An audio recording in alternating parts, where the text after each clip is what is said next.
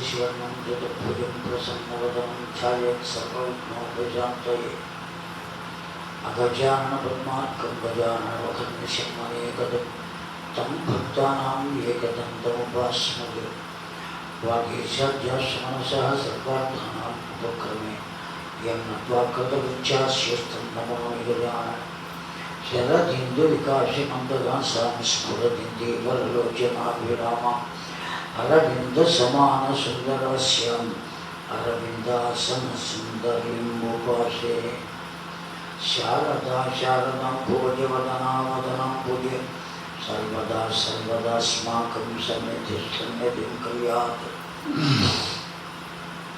श्रीरामचन्द्रकाश्रितपारिजातः समस्तकल्याणगुणाभिरामः सीतामुखं भोरुगच्छन्त्यदीकः निरन्तरं मङ्गलमातनोतु।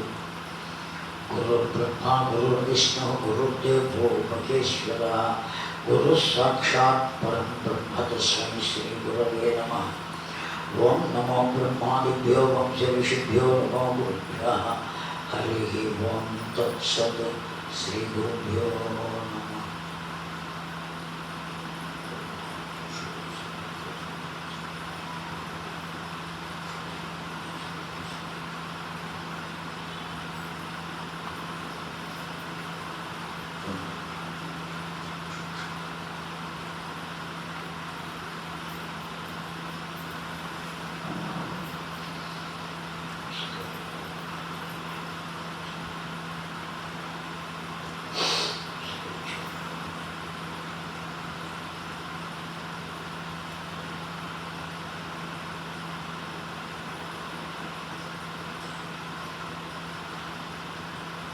श्रीमात्रे नमः। श्रीमात्रे नमः। श्रीमात्रे नमः। शिवाय गुरवे नमः। शिवाय गुरवे नमः। शिवाय गुरवे नमः। सच्चिदानन्दरूपाय विश्वोत्पत्त्यादिहेतवे तापत्रयविनाशाय श्रीकृष्णाय वयं नमः। सच्चिदानन्दरूपाय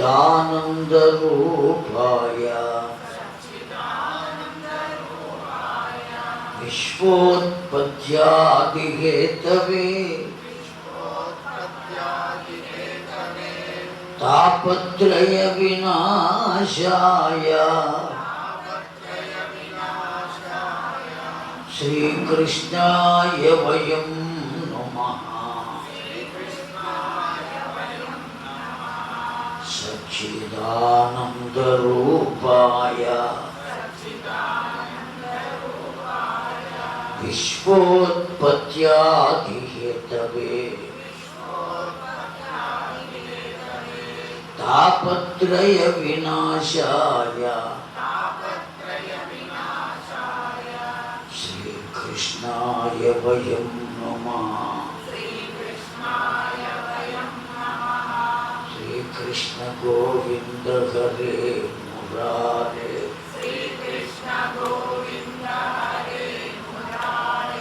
हे नाथ नारायण वासुदेव।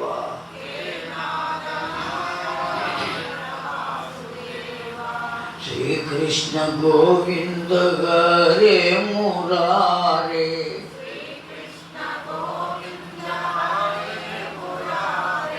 हे नाथ नारायण वासुदेव।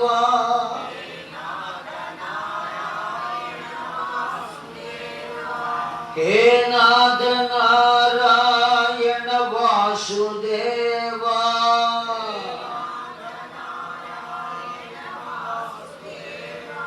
श्रीकृष्ण गोविन्द గోవింద హరే మురారే, హరే మురారే మధుకైటభారే, హరే మురారే మధుకైటభారే, హరే మురారే మధుకైటభారే, హరే మురారే మధుకైటభారే,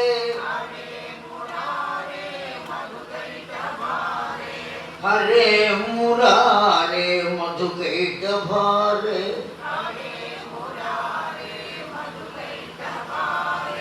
హరే మురారే మధుకైటభారే, హరే మురారే మధుకైటభారే.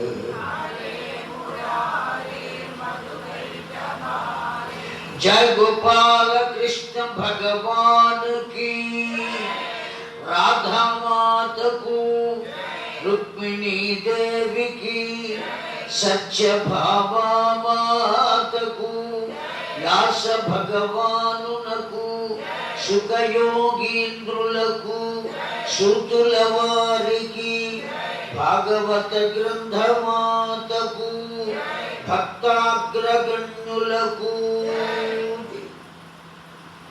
దివ్యాత్మ స్వరూపులారా, తల్లులారా, తండ్రులారా, ఈ దివ్యమైనటువంటి ప్రాంగణంలో వేంచేసి ఉన్న త్రిశక్తి మాతల యొక్క పాదాల విందువులకు, వెంకటేశ్వర స్వామి వారి యొక్క పాదాల విందువులకు, పరమేశ్వరుని పాదాల విందువులకు, సకల దేవతాగణానికి సాష్టాంగ ప్రణిపాతములు సమర్పిస్తూ, ఇంకా ఈ వాడలో, ఈ ప్రాంతంలో ఉన్నటువంటి సకల దేవతా గణానికి సాష్టాంగ ప్రణిపాతములు సమర్పిస్తూ, సాక్షాత్ భగవన్మయమైనటువంటి సభలో ఉన్న వారికి అందరికీ శిరస్సు ఉంచి నమస్కరిస్తూ, నిన్నటి రోజున మన ప్రవచన ప్రయాణంలో ఎక్కడి దాకా వచ్చాము అంటే, పాండవులు తమ భార్య అయినటువంటి ద్రౌపదీదేవిని వెంటబెట్టుకుని ఈ శరీరంతో స్వర్గానికి ప్రయాణం అయ్యారు. లోకంలో ఎవరికీ కూడా ఈ దేహంతో స్వర్గానికి వెళ్ళేటువంటి అవకాశం లేదు, నరకానికి కూడా వెళ్ళే అవకాశం లేదు. నరకానికి వెళ్ళాలి అంటే యాతనా శరీరము అని ఒక శరీరం వస్తుంది అని, స్వర్గానికి వెళ్ళాలి అంటే ఔపాసనా శరీరము అని ఒక శరీరం వస్తుంది. గరుడ పురాణం చెబుతుంది. ఆయా దేహాలను పొందితే కానీ అక్కడికి వెళ్ళే అవకాశం లేదు. ఒక జీవుడు ప్రాణాలు వదిలాడు అంటే సంవత్సరం మొత్తం మీద 14 మాసికాలు పెడతారు. ప్రతి నెల ఒక మాసికం, పొద్దున్న. అలా ఎన్ని మాసాలు ఉంటాయి? 12 మాసాలు ఉంటాయి సంవత్సరం. కనుక ఎన్ని మాసికాలు పెట్టాలి? 12 పెట్టాలి. ఈ 12 కాకుండా ఊన షాణ్మాసికము అని ఒకటి ఉంటుంది. 6వ నెల మాసికానికి ముందు పెట్టాలి దాన్ని, మళ్ళీ 6వ నెల పెట్టాలి. ఈ 12 కాకుండా 13. త్రైపక్షము అని ఒకటి ఉంటుంది. 45 రోజులకు పెట్టాలి ఒకటి, అది 14వది. మొత్తం ఎన్ని పెట్టాలి మనం? 14 పెట్టాలి. ఈ 14 పెడితే ఈ 14 తద్దినాలకు ఒక్కొక్క తద్దినానికి ఒక్కొక్క అవయవం చొప్పున ఆ వెళ్ళిపోయినటువంటి జీవునకు యాతన శరీరము అని ఓ శరీరం వస్తుంది. సంవత్సర విమోకములు అయిపోయిన సందర్భంలో అప్పుడు యమభటులు వచ్చి ఆ యాతనా శరీరంతో ఉన్న జీవుణ్ణి యమలోకానికి తీసుకువెళ్తారు. లేదా అతడు ఏ పాపము చేయలేదు, పుణ్యమే చేశాడు అంటే అతడికి కలిగినటువంటి ఆపోషణ శరీరము ఏదైతే ఉన్నదో ఆ శరీరంతో దేవలోకం నుంచి వచ్చినటువంటి పార్షదులు దేవలోకానికి తీసుకువెళ్తారు. ఏది ఏమైనప్పటికీ ఈ శరీరంతో స్వర్గానికి వెళ్ళేటువంటి అవకాశం లేదు. అంతవరకు గుర్తు ఉన్నది కదండి. ఇప్పుడు పాండవులు ఏ శరీరంతో వెళ్ళాలి అని వాళ్ళ ఉద్దేశం, ఈ దేహంతో వెళ్ళాలి. మార్గ మధ్యంలోనే ద్రౌపదీదేవి ప్రాణాలు వదిలేసింది. తరువాత నకులుడు, సహదేవుడు, ఆ తరువాత అర్జునుడు, చివరికి భీముడు కూడా ప్రాణాలు వదిలేశాడు. ప్రాణాలు వదలకుండా ఈ శరీరంతో స్వర్గానికి వెళ్ళగలిగిన అర్హత కలిగిన వాడు ఎవరు అంటే కేవలం ధర్మరాజు ఒక్కడే. మిగిలిన వాళ్ళంతా ప్రాణాలు వదిలేశారు. ఆ భీమసేనుడు ముందుగా అడిగాడు, అన్న ద్రౌపది చాలా గొప్పది కదా, సామాన్యమైనది కాదు, యాజ్ఞసేని అంటే అర్థం హోమగుండము నుండి ఉద్భవించిందారు, తల్లి గర్భం నుంచి పుట్టినటువంటి ఆవిడ హోమగుండం నుంచి వచ్చింది, సాక్షాత్తు అమ్మవారితో సమానం. అమ్మవారిని కూడా మనం లలితా సహస్రనామంలో ఏమని పిలుస్తాం, శ్రీమాత, శ్రీ మహారాజ్ఞి, శ్రీమత్ సింహాసనేశ్వరి. తర్వాత ఏముంది, చిత్ అగ్నికుండ సంభూత, ఆ అగ్నికుండము నుంచి వచ్చింది. అర్థమైందా అండి? అట్లాగే ద్రౌపదీదేవి కూడా ఎక్కడి నుంచి వచ్చింది, అగ్నికుండము నుంచే వచ్చింది. ద్రౌపదీదేవి తండ్రి ద్రుపద మహారాజు. ఆ ద్రుపద మహారాజు ద్రోణుణ్ణి అవమానపరిచాడు. అందువల్ల ద్రోణాచార్యుడు కోపంతో ఏం చేశాడు అంటే ఆ ద్రుపద మహారాజుని బంధించి తీసుకురమ్మన్నాడు. వెళ్ళింది ఎవరు అంటే అర్జునుడు వెళ్ళాడు. గురువు గారి మాటను చెల్లించడం కోసం ఆ ద్రుపద మహారాజును బంధించి తీసుకురావడానికి ఎవరు వెళ్ళారు, అర్జునుడు వెళ్ళాడు. ఆ వెళ్ళినటువంటి వాడు ద్రుపద మహారాజును బంధించి తీసుకొచ్చాడు.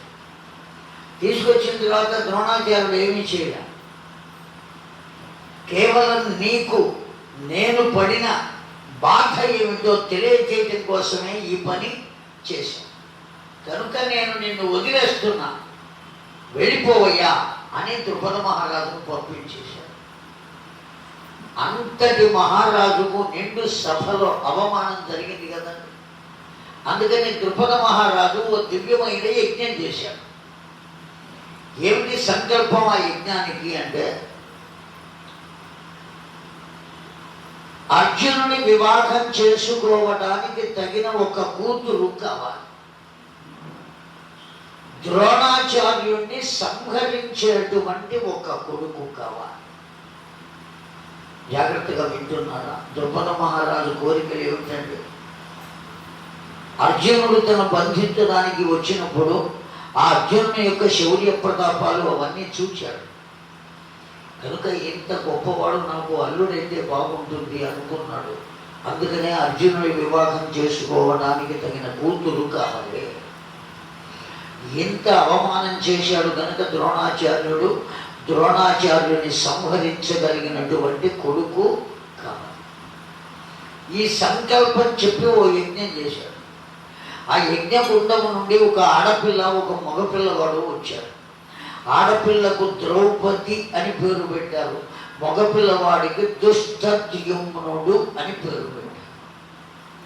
కనుక వీళ్ళిద్దరూ ఎక్కడి నుంచి వచ్చారు, తల్లి గర్భం నుంచి వచ్చారా, హోమగుండం నుంచి వచ్చారా? హోమగుండం నుంచి.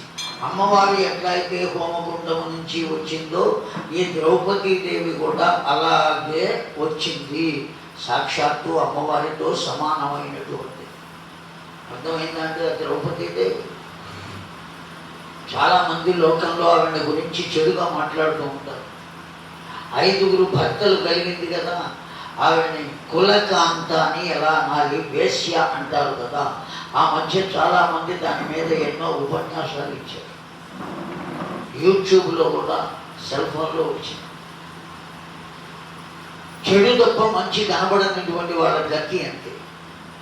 వాళ్ళకి ఎప్పుడు పురుగులు ఎట్లయితే మురుగును చేరుతాయో వాళ్ళు కూడా దేన్ని చేరుతారు? చెడునే చేరుకుంటారు కానీ మంచిని చేరుకోరు. ఒక్క విషయం చెబుతున్నా, గుర్తుపెట్టుకోండి. కుంతీదేవికి కలిగినటువంటి ముగ్గురు కూడా ఇంద్రుని వరప్రభావం చేత పుట్టిన వాళ్ళే. జాగ్రత్తగా వినండి, అనుమానించక్కర్లా. నేను క్లియర్గా ప్రూవ్ చేసి చెబుతాను. మొట్టమొదట పుట్టినటువంటి వాడు ధర్మరాజు. యమధర్మరాజు వరప్రభావం చేత కలిగినవాడు. రెండవ వాడు ఇంద్రుని వరప్రభావం చేత పుట్టినవాడు. మూడవ వాడైనటువంటి రెండవ వాడు వాయుదేవుని వరప్రభావం చేత పుట్టినవాడు. మూడవ వాడు ఇంద్రుని వరప్రభావం చేత పుట్టినవాడు. ఆ కుంతీదేవి చెల్లెలైనటువంటి మాద్రికి ఇద్దరు పిల్లలు కలిగారు, నకుల సహదేవ్. వాళ్ళిద్దరు కుంతీదేవి కొడుకులు కాదు. అర్థమైందంటే పాండురాజుకు ఇద్దరు భార్యలు ఉన్నారు. పెద్ద భార్య పేరు కుంతీదేవి, రెండవ భార్య పేరు మాద్రి. పాండురాజు ఎప్పుడైతే ఆ మాద్రికి, కుంతీదేవికి సంతానం కలిగారు ముగ్గురు, కానీ మాద్రికి లేరు. అందువల్ల మాద్రి ఏమడిగింది అంటే, అక్కయ్య మంత్రం ఏదో నాకు కూడా చెప్పు, నేను కూడా సంతానాన్ని పొందుతాను. ఆ కుంతీదేవి మంత్రాన్ని మాద్రికి ఉపదేశం చేసింది. మాద్రి అశ్వనీ దేవతలను ఆహ్వానించింది. అశ్వనీ దేవతల యొక్క వరప్రభావము చేత ఇద్దరు పిల్లలు కలిగారు. ఎవరికి? మాద్రికి. కనుక ఇప్పుడు వెరసి కుంతీదేవికి ముగ్గురు, మాద్రికి ఇద్దరు, పాండురాజుకు మాత్రం 5. అర్థమైందండి? ఈ అశ్వనీ దేవతలు కానీ, ఆ వాయుదేవుడు కానీ, ఈ యమధర్మరాజు కానీ, వీళ్ళందరూ కూడా ఇంద్రుని అంశలో వాళ్ళు. సూర్యుని నుండి సూర్యకిరణాలు ఎలా అయితే మన దగ్గరికి వస్తున్నాయో, వీళ్ళందరూ కూడా ఎవరి అంశతో ఉన్నారు? ఇంద్రుని అంశతో ఉన్నారు. అర్థమైందా అండి? కనుక ఈ 5 పిల్లలు ఎవరితో సమానం? ఇప్పుడు చెప్పండి. యమధర్మరాజు ఇంద్రుని అంశ, వాయుదేవుడు ఇంద్రుని అంశ. ఇంద్రుడే అంశతో వచ్చాడు, ఇంద్రుని వరప్రభావం చేత ఒకడు. అవునా అండి? కనుక ఈ ముగ్గురు ఎవరి రూపంతో సమానం? ఇంద్రుని రూపంతో సమానం. అంతవరకు మీకు అర్థమైంది కదా? అశ్వనీ దేవతలు కూడా ఎవరి అంశ అంటే ఇంద్రుని అంశయే. కనుక నకుల సహదేవులు కూడా ఎవరు రూపంతో సమానం? ఇంద్రునితో సమానమే. కనుక ఈ 5 పాండవులు ఎవరితో సమానం? ఇంద్రునితో సమానం. ఇంద్రుని భార్య ఎవరో తెలుసునా అండి? శచీదేవి. ఆ శచీదేవియే ద్రుపద మహారాజు యజ్ఞము చేయుట చేత సాక్షాత్తు నారాయణుని యొక్క వరప్రభావం వల్ల ఆ ఇంద్రుని భార్య శచీదేవియే హోమగుండము నుండి ద్రౌపదిగా పుట్టెను. అర్థమైందా అండి? ఇప్పుడు ఆ శచీదేవి ఎవరు? ఆ ద్రౌపది ఎవరు అంటే శచీదేవి. శచీదేవి భర్త ఎవరు?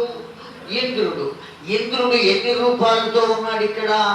5 రూపాలతో ఉన్నాడు. కనుక 5 ఆవిడ పొందవలసిందా లేదా? కనుక ఇప్పుడు ఆవిడ ఇంద్రునే చేసుకున్నదా? కావాలి అని కాముకత్వంతో 5 భర్తలను పొందిందా? పరమ పతివ్రత తల్లి ద్రౌపది.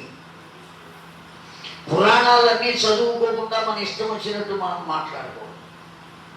అర్థమైందా అండి? 18 పురాణాలు చెప్పాడు వ్యాస భగవాన్. ఇది ఎక్కడ ఉన్నదయ్యా నీకు? ఏ విషయం భాగవతంలో చెప్పారు అంటే కాదు, బ్రహ్మోత్తర ఖండ పురాణము అని ఓ పురాణం అన్నది. అందులో ఆ శచీదేవి ద్రౌపదిగా పుట్టడాన్ని గురించిన చరిత్ర చెప్పారు. ఇంకా బోల్డ్ అంత ఉన్నది, కానీ మన భాగవతం సాగాలి కదా. అందుకోసమని మీకు అర్థం కావడం కోసం మీ మనస్సులో కూడా ఉన్నది. ఎందుకంటే మీ ముఖాలు చూస్తుంటే అర్థమైంది నాకు. ఆ ద్రౌపదీదేవి పరమ పతివ్రతామతలు ఎట్లా అవుతుంది? 5 భర్తలు ఉన్నారు కదా, ఆవిడకన్నా మేమేనయ్యాం అనేటువంటి ఆలోచనలో చూస్తున్నారు మీరంతా. అందుకోసమే ఆవిడ మీద దురుద్దేశ్యం మీకు ఉండకూడదు. ఎందుకంటే సాక్షాత్తు అమ్మవారితో సమానం ద్రౌపదీదేవి, సామాన్యమైనటువంటిది కాదు.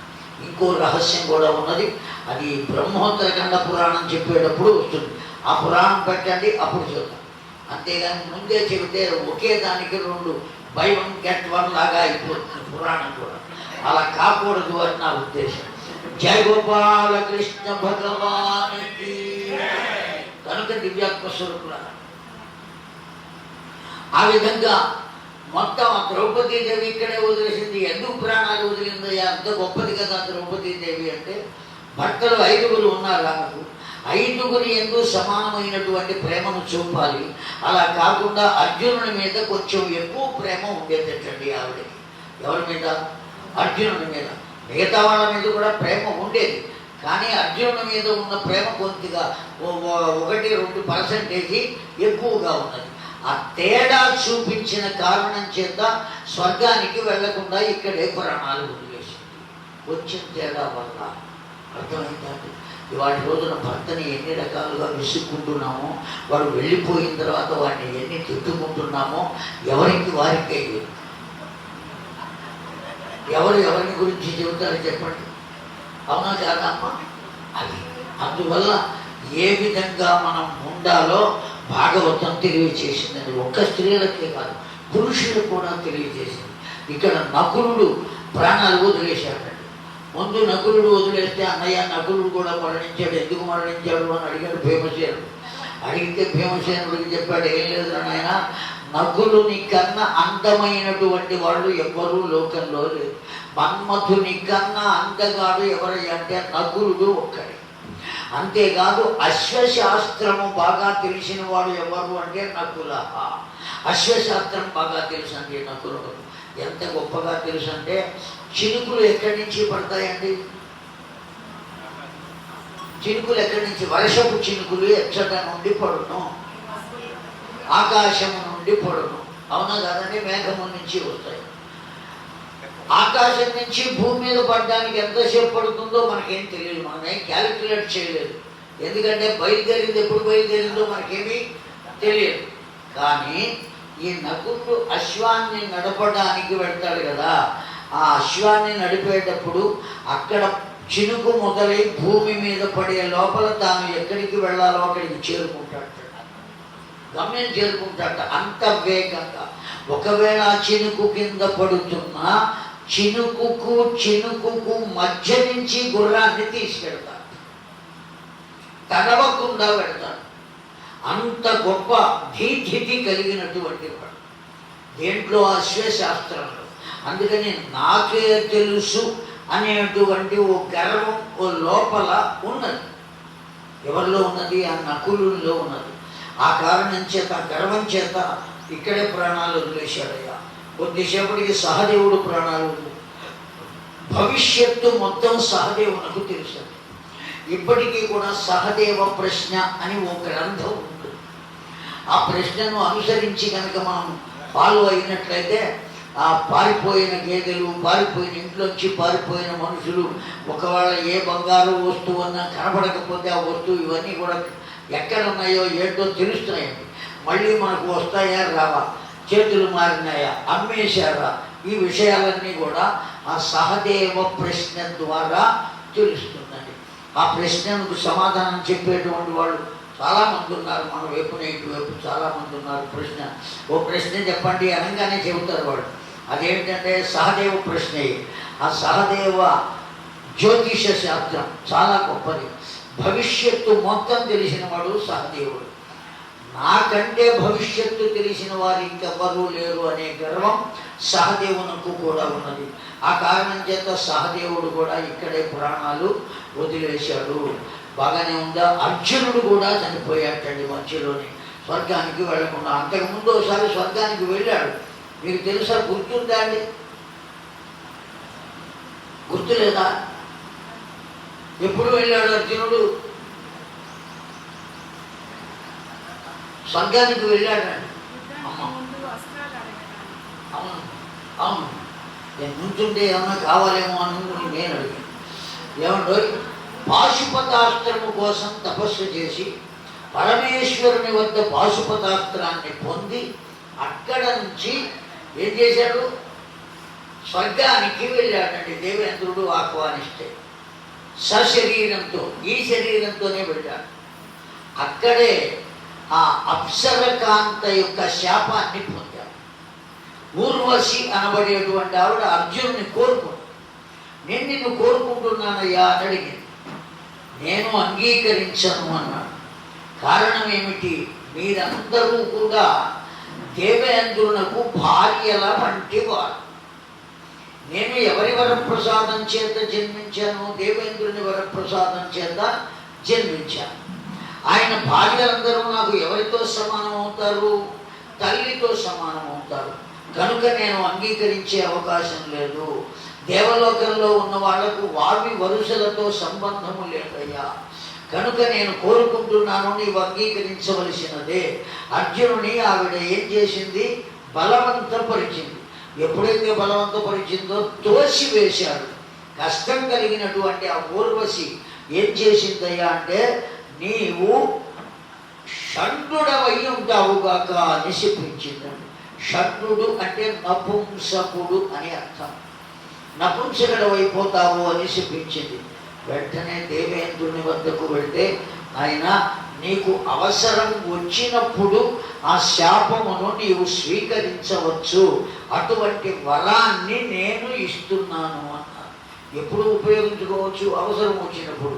అట్లాగే ఆ అజ్ఞాతవాసం చేసే సమయంలో ఆ ఊర్వశి ఇచ్చిన శాపాన్ని ఉపయోగించుకొని నపుంసకుడుగా మారి ఆ ఉత్తర కుమారుని యొక్క రాజ్యంలో, అదే విరాట్ రాజు గారి ఆస్థానంలో బృహన్నలుగా ఉండి ఆ ఉత్తర అనేటువంటి ఆ పిల్లకు నాట్యం నేర్పడానికి ఏర్పాటు చేయబడ్డాడు. అర్థమైందా? అప్పుడు ఆ బృహన్నల రూపం ఎందుకు వచ్చింది అంటే ఊర్వశి శాపము వల్ల వచ్చింది. ఆ విధంగా ఒకసారి స్వర్గానికి వెళ్ళాడు. కానీ ఇప్పుడు స్వర్గానికి వెళ్ళలేకపోయాడు. ఇక పూర్వం వెళ్ళాడు కదా, ఇప్పుడు ఎందుకు వెళ్ళలేకపోయాడు అంటే చెప్పిన మాటలు కొన్ని నిలబెట్టుకోలేదు. అర్థమైందా అండి? చెప్పిన మాటలు కొన్ని నిలబెట్టుకోలేదు. అనేకమైన ప్రతిజ్ఞలు చేశాడు. ఆ ప్రతిజ్ఞలు నిలబెట్టుకోలేకపోయాడు. అర్థమైందా అండి? ఈ లోపల స్వర్గానికి బయలుదేరాడు. నిలబెట్టుకుని పూర్తి అయిపోయిన తర్వాత పెడితే ఏ ఇబ్బంది లేదు. ఏ మాట ఇచ్చినా వెల్పుల ముక్కులు వెయ్యేళ్ళు అని ఓ సూత్రం అన్నది. చచ్చే లోపల ఆ మొక్కుబడులన్నీ తీర్చుకోవాలి. లేకపోతే ఏమవుతామండి? భగవంతుడికి ఇచ్చిన మాట చెల్లించకపోతే ఏమవుతుందో భాగవతంలో తెలుస్తుంది. చిట్ట చివరికి దశమ స్కంధం చివరిలో వస్తుంది. ముందే చెబితే పేపర్ అవుట్ అయిపోయినట్టే. అందువల్ల చెప్పట్ల, అప్పుడే చెప్తాం. కనుక జాగ్రత్తగా వినండి. ఎప్పటికీ కూడా చెప్పాము అంటే, ఒక మాట చెప్పాము అంటే ఆ మాట జరిగి తీరాలి, చేసి తీరాలి. ఎన్ని ప్రతిజ్ఞలు చేశాడండి. సూర్యాస్తమయం లోపల వాడిని సంహరిస్తాను, సైంధవుని సంహరిస్తాను అని ప్రతిజ్ఞ చేశాడు. ఎవరా సైంధవుడు అంటే, ఈ దుర్యోధనాదులు 100 మంది ఉన్నారే, వాళ్లకు ఒకే ఒక్క చెల్లెలు ఉన్నది. ఆవిడ పేరు దుస్సల. ఒక్క చెల్లెలు. ఆమె యొక్క భర్త సైంధవుడు. అర్థమైందండి? పద్మవ్యూహంలోకి అభిమన్యుడు వెళ్ళినప్పుడు ఆ అభిమన్యుడిని కాపాడడానికి ఈ పాండవులు 4 వెళ్ళాలి, అర్జునుడు తప్ప. అర్జునుడు ఇంకో చోటికి వెళ్ళాడు యుద్ధం చేయడానికి. కావాలని అక్కడికి పంపించారు. ఇక్కడ కావాలని ద్రోణాచార్యుడు పద్మవ్యూహాన్ని పన్నాడు. కారణం ఏమంటే, ధర్మరాజును కనుక బంధిస్తే పాండవులందరూ ఓడిపోయినట్టు. అన్నగారు ఏం చెబితే దానికి వింటారు, వాళ్ళు తల వంచుతారు మిగిలిన 4 అన్నదమ్ములు. ఆ కారణం చేత ధర్మరాజును బంధిద్దామని ద్రోణాచార్యుడు పద్మవ్యూహాన్ని పన్నాడు. ఆ పద్మవ్యూహాన్ని ఛేదించి లోపలికి వెళ్ళడం తెలుసు. ఎవరికి తెలుసు? అభిమన్యుడికి తెలుసు. లోపలికి వెళ్ళడం తెలుసు, కానీ మళ్ళీ బయటికి రావడం తెలియదండి. లోపలికి వెళ్ళాడు, బయటికి రావడం తెలీదు తండ్రి. కనుక నాకు వెనుక వచ్చి రక్షణ కల్పిస్తే నేను పద్మవ్యూహం లోపలికి వెళ్ళిపోతా అన్నాడు అభిమన్యుడు. నీకెందుకు, మేము వెనకాల ఉంటామని చెప్పారు భీమ, నకుల, సహదేవుడు. ధర్మజ, భీమ, నకుల, సహదేవుడు 4 కూడా. వీళ్ళ నలుగురు ఆ అభిమన్యుని వెనుక వెళ్ళబోయే సమయానికి ఆ సైంధవుడు తన మెడలో ఉన్న రుద్రాక్షమాలను తెంపి అలా విసిరివేశాడు. సైంధవుడు పరమేశ్వరుడు గురించి తపస్సు చేశాడు, ఘోరమైన తపస్సు. పాండవులను నిర్జించగలిగిన, నిగ్రహించగలిగిన శక్తిని నాకు ఇవ్వమన్నాడు. ఎవరిని అడిగాడు ఈ మాట? పరమేశ్వరుణ్ణి అడిగాడు. పరమేశ్వరుడు కూడా ఏం చెప్పాడు అంటే, ఒక్క అర్జునుని తప్ప మిగిలిన వారిని నిగ్రహించగలిగిన శక్తిని నీకు నేను ఇస్తున్నా అని తన మెడలో ఉన్న రుద్రాక్ష మాల ఒకటి సైంధవునకు ఇచ్చాడు. ఎవరు ఇచ్చింది? పరమేశ్వరుడు. వాళ్ళు ఎప్పుడైతే నీ కొరకు వస్తారో, నీకు అడ్డు అనిపిస్తారో, దీన్ని కనుక విసిరినట్లయితే ఇది దాటి ఆవలకు ఆ నలుగురు వెళ్ళలేరు. ఇది కూడా ఎంతకాలం పనిచేస్తుంది అంటే ఒక్కరోజే పనిచేస్తుంది, ఆ తర్వాత పనిచేయడు. కండిషన్స్ ఇచ్చాడు. అది మెడలో వేసుకున్నాడు. సైంధవుడు వచ్చాడు. ఇప్పుడు ఈ అభిమన్యుడు పద్మవ్యూహాన్ని ఛేదించుకుని లోపలికి వెళ్ళాడు కదా. ఆ వెళ్ళినప్పుడు ఈ మిగిలినటువంటి ధర్మజ, భీమ, నకుల, సహదేవులు నలుగురు లోపలికి వెళ్ళాలి. ఆ వెళ్ళబోయే సమయానికి సైంధవుడు ఏం చేశాడు? ఆ రుద్రాక్షమాలను తెప్పి విసిరివేశాడు. ఎప్పుడైతే విసిరివేశాడో పెద్ద అగ్ని జ్వాలలు వచ్చినాయి. లోపలికి వెళ్ళ నలుగురు వెళ్ళలేకపోయారు, ఆగిపోయారు. లోపల ఉన్న అభిమన్యుని అన్యాయంగా వాళ్ళందరూ సంహరించారు. అవునా కాదా అండి? అందువల్ల అర్జునుడు ఏం చేశాడు? అభిమన్యుని మరణానికి కారణం ఎవరిప్పుడు?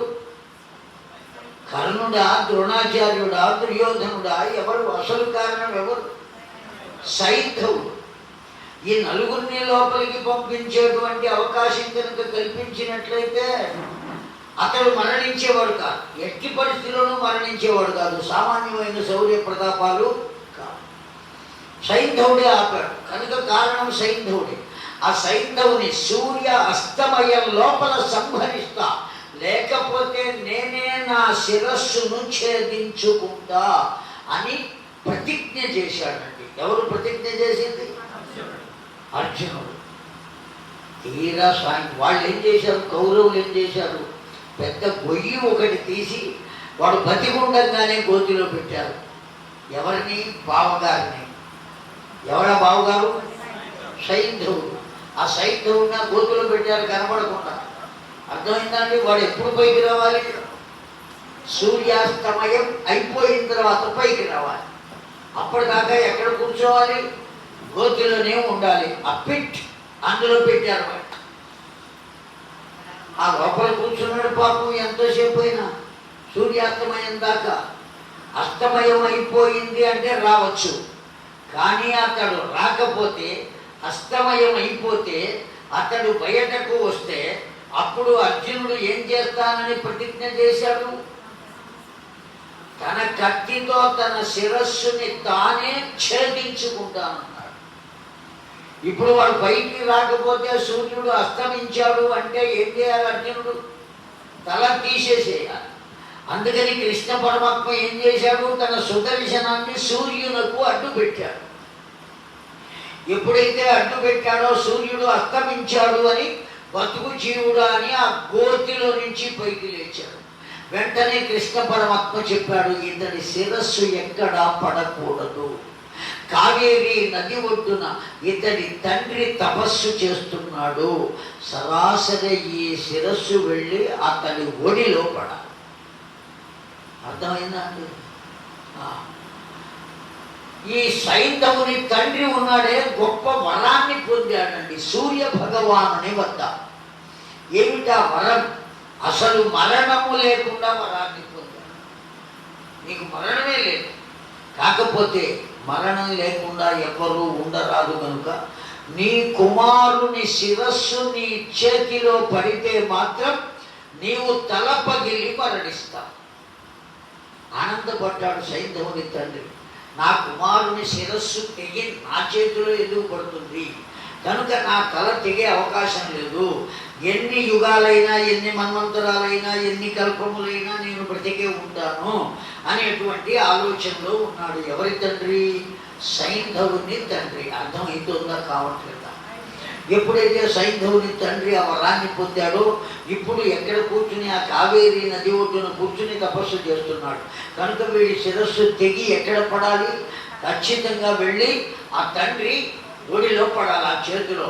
ఆ వీడు మరణించాలి, ఆ తండ్రి మరణించాలి. ఇది కృష్ణ పరమాత్మ యొక్క వ్యూహ రచన. ఎప్పుడైతే ఆ మాట చెప్పాడో వెంటనే అర్జునుడు అనుసంధానం చేసి శక్తి అనబడేటువంటి అస్త్రాన్ని ప్రయోగించాడు. ఆ ప్రయోగించేటప్పటికీ ఆ సైంధవుడు పైకి లేచాడు కదా, సూర్యాస్తమయం అయ్యింది అనుకుని చక్రాన్ని తీసేశాడు కృష్ణ పరమాత్మ. ఇంకా సూర్యాస్తమయం కాలేదు అనుకుంటూ ఉండగానే ఆ శిరస్సు ఛేదింపబడింది. ఆ శిరస్సు సరాసరి వెళ్ళి ఎక్కడ పడింది? కావేరీ నది ఒడ్డున తపస్సు చేస్తున్నటువంటి సైంధవుని తండ్రి చేతిలో పడింది. పడుతూనే ఏదో దీపావళి టపాకాయ పగిలినట్టుగా అతని శిరస్సు పగిలింది. అర్థమైందండి? ఒక్క యోచన చేత ఇద్దరిని పంపించేశాడు. ఎవరు పంపించింది? కృష్ణ పరమాత్మ పంపించాడు. అర్జునుడుగా చేసింది. కానీ మాట ఇచ్చింది, నేను ఈ పని చెయ్యాలి అనుకున్నది ఎవరు? కానీ చేయగలిగాడా? చేయలేకపోయాడు. పరమాత్మ సహకరించాడు కాబట్టి సరిపోయింది. ఇట్లా ఎన్ని ప్రతిజ్ఞలు చేశాడో, నోటి తొందర చేత ప్రతిజ్ఞలు చేయడం, తీరా సమయానికి దాన్ని వదిలేయడం. ఆ కారణం చేత ఈ శరీరంతో స్వర్గానికి వెళ్లకుండా ఇక్కడే ప్రాణాలు వదిలేశాడు. భీమసేనుడు కూడా వదిలేశాడండి కొద్దిసేపటి. ఆ భీమసేనుడు అడిగాడు, అన్నా నేను ఎందుకు ప్రాణాలు పోగొట్టుకుంటున్నాను? నా ప్రాణాలు కూడా పోతున్నాయి, నేనేం తప్పు చేశాను అంటే ధర్మరాజు చెప్పాడు, నీకు దేని మీద తప్ప ఇంకా దేని మీద ధ్యాస లేదు, ఆ కారణం చేత ఇక్కడే వదిలేస్తున్నావురా. అర్థమైందండి? అందుకనే మనిషి అనబడేవాడు బ్రతకటం కోసం తినాలి కానీ తిండి కోసం బ్రతకరాదు. కొంతమంది ఉదయం నుంచి రాత్రి పడుకునేంత వరకు ఆ నోరు కదుపుతూనే ఉంటారు. ఏదో ఒకటి నోట్లో వేసుకుని తింటూనే కదులుతూనే ఉంటుందండి. అలా ఉండకూడదు. ఎంత అది ఎటువంటిది అంటే లోకంలో ఉన్నటువంటి 84 లక్షల జీవరాశులకు అన్నిటికీ కలిపి యూనివర్సల్గా ఒక రోగం ఉన్నదండి. మనకందరికీ యూనివర్సల్గా ఒక రోగం ఉన్నది. ఏమిటో చెప్పండి? మాకు రోగం ఉన్నదంటావా? అనుకో, మాట రోగం ఉన్నది మనకి అందరికీ. ఏమిటది?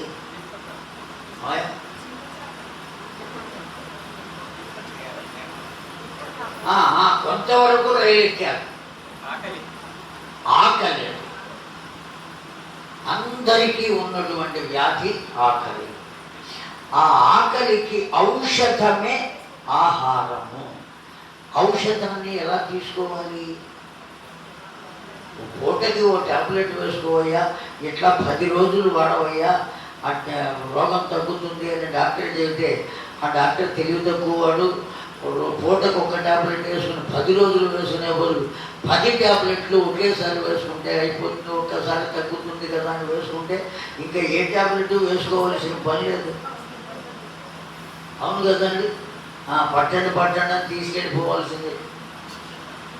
అట్లాగే ఔషధమైన ఆకారం కూడా ఒక్కసారిగా వేలు పెడితే అందేదాకా తినకూడదు. ఎంత తక్కువ తింటే అంత ఆరోగ్యంగా ఉంటాడు. తెలిసిందా అండి? ఊరికే తింటే ఆయాసం వస్తుంది తప్ప ప్రయోజనం ఏముండదు. ఎంత తక్కువ తింటే అంత ఆరోగ్యంగా ఉంటారు. ఒక లిమిట్, ఓ పద్ధతి ప్రకారం భోజనం చేయాలి. పద్ధతి ప్రకారం మందు బిళ్ళ ఎట్లా వేసుకుంటామో ఇది కూడా అంతే, అట్లా ఆకారం తీసుకోవాలి. కానీ భీమసేనుడు ఎంతమందికి సరిపడా తింటాడంటే ఒక బండి నిండా పెద్ద పెద్ద గుండిగలతో ఏర్పాటు చేస్తే అవన్నీ తినేసేసి ఆ గుండిగలన్నీ చిన్న చిన్న ముంతలు విసిరేసినట్టు విసిరేసి బకాసురుడి మీద యుద్ధానికి వెళ్ళాడు. అవును కాదండి. కనుక అంత జఠరాగ్ని ఉన్నది వాడికి భీమసేనుడు. అందుకనే ధర్మరాజు చెప్పాడు, ఆయన కేవలం తినడం కోసం బ్రతకూడదయ్యా, బతకడం కోసం తినాలి. కేవలం నీకు దాని మీద ధ్యాస ఎక్కువ కనుక ఆ విధంగా అయిపోతున్నదయ్యా, అందువల్లనే పోయావు అన్నారు. మరి ఈ శరీరంతోనే స్వర్గానికి వెళ్ళడానికి అర్హత కలిగిన వాడు ఎవరయ్యా అంటే ఒక ధర్మరాజు మాత్రం. ఆ ధర్మరాజు వెంట ఒక సారమేయం కూడా ఉన్నదండి. ఏకం సారమేయం అనుగమంతి. ఆ ధర్మరాజును అనుసరిస్తున్నదట. సారమేయము అంటే కుక్క అని అర్థం. ఓ కుక్క ఆయన వెంట వచ్చిందటండి.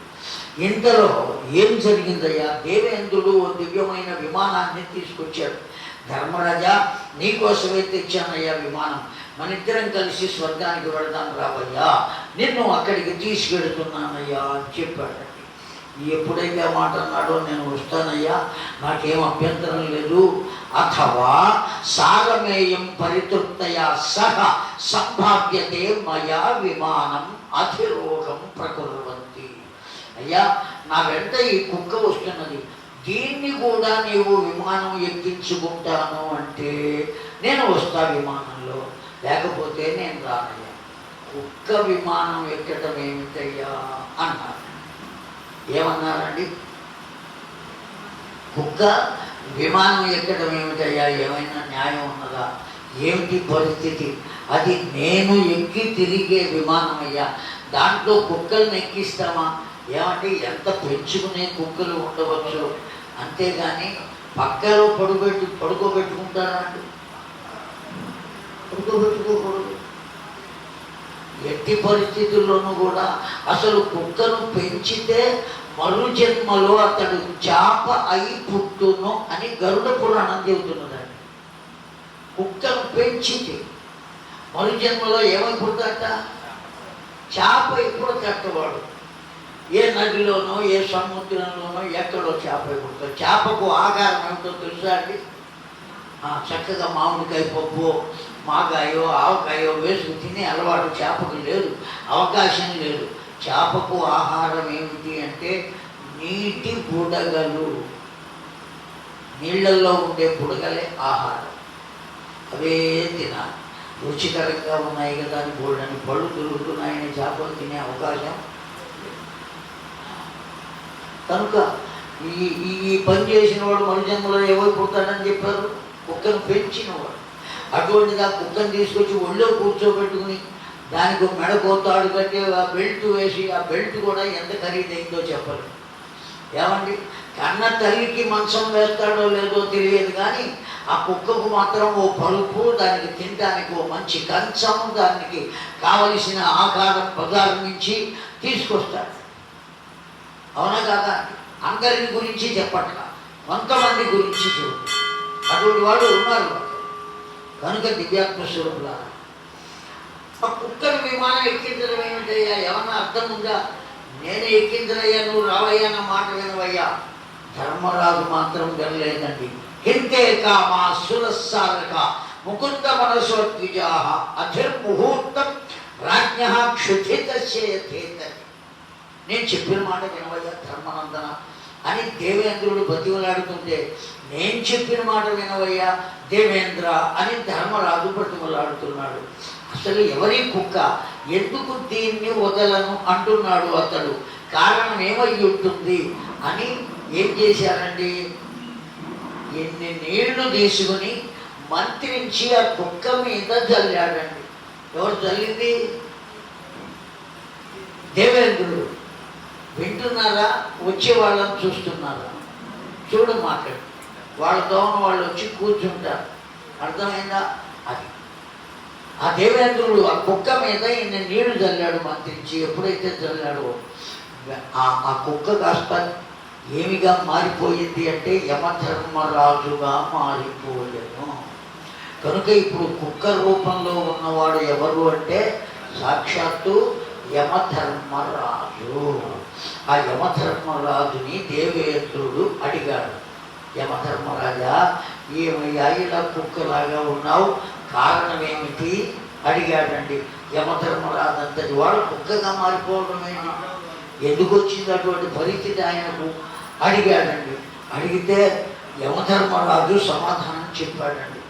ఏమని చెప్పాడో తెలిసినా జాగ్రత్తగా వినండి. దేవేంద్ర, ఈ పిల్లవాడు ధర్మరాజు ఉన్నాడే, దేశంలో అందరూ ఇతన్ని ధర్మనందనుడు ధర్మనందనుడు ధర్మనందనుడు అని పిలుస్తున్నారు. అసలు పేరు యుధిష్ఠిరుడు. ధర్మరాజు అసలు పేరు ఏమిటండి? యుధిష్ఠిరుడు, తల్లి పెట్టిన పేరు. అతడు ధర్మమునే ఆచరిస్తాడు కనుక అతన్ని ఏమని పిలుస్తున్నారు? ధర్మరాజు అని పిలుస్తున్నారు. ఇతడు నా వరప్రసాదం చేత పుట్టినవాడు. ఎవరంటున్నాడు ఈ మాట? యమధర్మరాజు చెబుతున్నాడు. ఇతడు నా వరప్రసాదము వల్ల కలిగినవాడు కనుక నాకు ఎవరితో సమానము? పుత్రునితో సమానము. అందువల్ల నా పుత్రుడే కదా ఇతడు. ఎప్పుడైనా ఎక్కడైనా వాతావరణ పరిస్థితి చేత ధర్మమును తప్పి నడుస్తాడేమో, లోకంలో అందరూ అతన్ని పిలిచేటువంటి ధర్మరాజు అనే పేరు అతడికి శాశ్వతమై అన్వర్థమై నిలబడాలి అనే ఉద్దేశంతో అతడు ధర్మం తప్పకూడదు అని కుక్కనై అతని వెంటబడి జాగ్రత్తగా పరిశీలన చేస్తున్నానయ్యా అని చెప్పాడండి యమధర్మరాజు. యమధర్మరాజు రూపంలోనే వచ్చినట్టయితే పూజిస్తాడు, నమస్కరిస్తాడు, ఉద్దడు కూర్చోబెడతాడు, స్వాగతం అంటాడు, తర్వాత వీడ్కోలు చెబుతాడు. కానీ కుక్కగా వచ్చినట్టయితే ఏమీ భావించడు కదా, మెదలకుండా ఊరుకుంటాడు కదా, వెంట ఎంతకాలమైనా తిరగవచ్చు. ఏ భయంతో కుక్కగా ఉన్నాడు? అతడు ధర్మం తప్పుతాడేమో, తప్పకుండా చూడాలి అనే భయంతో. ఎందువల్ల యమధర్మరాజు ఉన్నాడు? తాను తండ్రితో సమానం కనుక ఉన్నాడు. ఇప్పుడు దీనివల్ల మనం నేర్చుకునే పాఠం ఏమిటి అంటే, పిల్లలను పొందటం మాత్రమే కాదు, ఆ పిల్లలు ఎక్కడికి వెళుతున్నారు, ఏం చేస్తున్నారు, ఏం చదువుతున్నారు, ఎవరితో మాట్లాడుతున్నారు, ఏం మాట్లాడుతున్నారు, ఈ విషయాలన్నీ చూడవలసినటువంటి